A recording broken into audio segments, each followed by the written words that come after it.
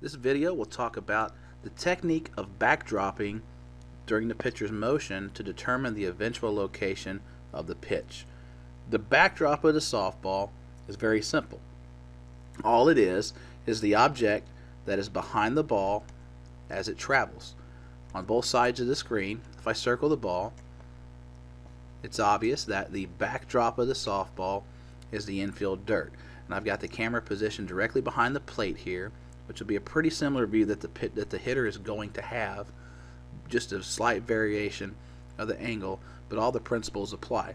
The best pitchers in the game will keep the ball down the power line as long as possible, meaning that it will be as straight as possible, as long as possible during the pitching motion, making the subtle changes that the ball makes on the way to the plate harder to pick up. So your very elite pitchers are the best in the world at keeping the ball down the power line as long as possible. What I want to discuss in this lesson is how early we can pick up on the ball moving off the power line based on the backdrop of the ball. So if I look on the left side of the screen, we're going to see a pitcher that's going to throw a drop curve or a curve ball that's going to move away from a right-handed batter. On the right side of the screen, the same pitcher throws a screwball which moves inside to a right-handed batter or away from a lefty. So we're going to look at this from a right-handed batter standpoint in this lesson. As I'm reading the pitch, I'm going to try to pick up on any changes in the backdrop during the ball's flight. And if I cycle through 3 frames, as the ball is just barely out of release, I can see that the backdrop is still the dirt. If I move forward 3 more frames, the backdrop has become different. On the right side of the screen, you'll see the ball that's going to eventually move inside has continued to stay over the dirt. On the left side of the screen, the ball that's eventually going to move to the outside portion of the plate has begun to close in on the space between the ball and the pitcher.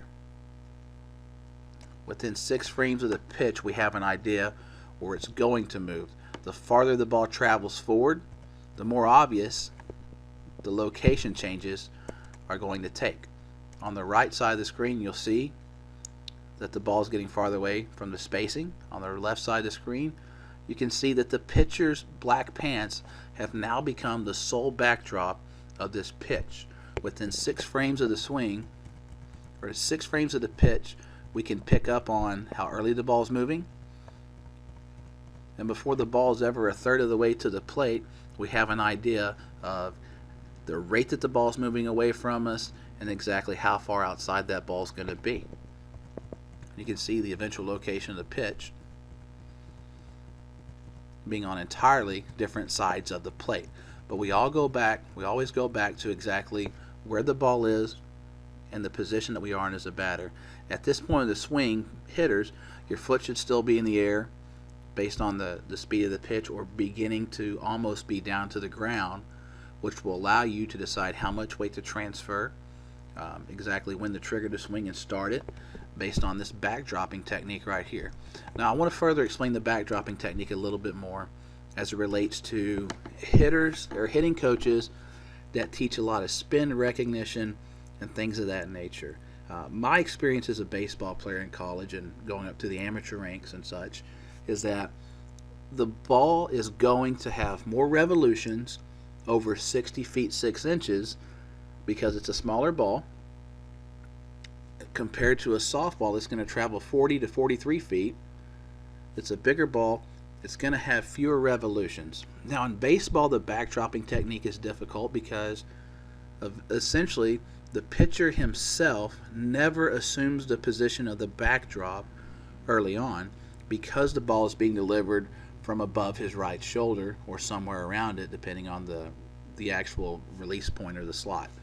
So we're forced to use items like a fence in the background to use the backdropping technique. So in baseball, it's not quite as effective, but it gives us the advantage in baseball that the ball is going to spin more, thus creating bigger signs on the baseball of putting a circle on top of the ball for a breaking ball and things of that nature that allow us to see the spin when a backdrop is not ready available.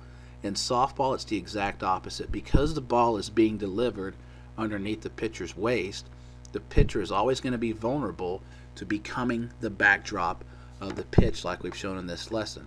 So trying to determine the spin of the ball, if we go through here, just think about this scenario. If you're a hitter, some point within the time that I start here, you're going to have to determine, is it a ball or a strike? Is this a pitch I can handle? And exactly where is it moving? And we'll do that again. Somewhere between here to there.